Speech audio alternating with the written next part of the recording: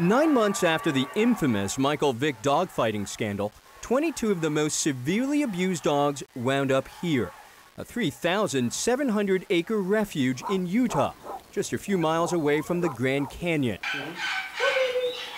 The Best Friends Sanctuary is home to more than 2,000 animals. And now, these dogs are getting a second chance at life. These were the 22 hardest cases. In all probability, they would have been killed. The biggest victims of dogfighting are the pit bulls. They have no choice, they have no voice in this matter. Lucas, come over here. This is Lucas.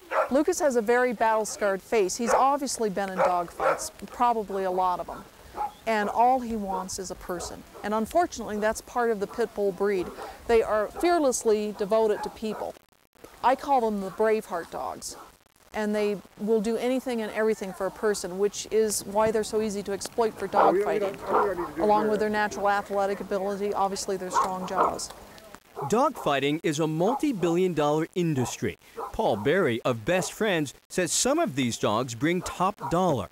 A few of the dogs that we have here are clearly champion bloodline dogs, and their value is upwards of $20,000 on that black market. Some of the others are used for breeding, including some of the breeding females that are here. Very clearly they've been involved in a lot of fighting and they survived it, so they're obviously good fighters. Rehabilitating dogs that were trained to fight takes discipline and tender, loving care. Caregivers like Carissa Hendrick supervise these dogs 24 hours a day. Treats. Here, sit.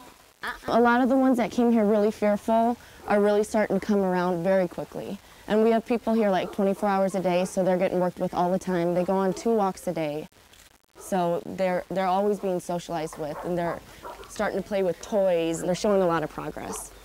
Most of these dogs will be able to be adopted out. And we do think a lot of them will be able to live with other dogs. And I think a lot of them will be great with children even. These dogs are amazing considering everything they've been through. I mean, this is not at all what I expected when I came to work with them.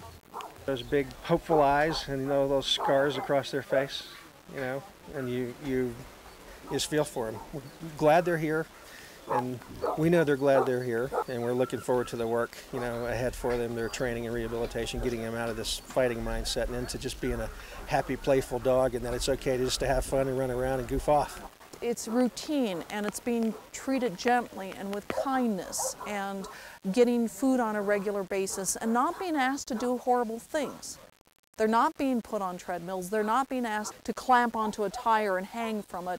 They're not being asked to hurt another dog. They're being asked to be a dog and to just have a life. And love is an amazing healer. Lucas, I think, would say, I love people, I love people, I love people. Did I mention I love people? And I think he would say, I really kind of like my new life.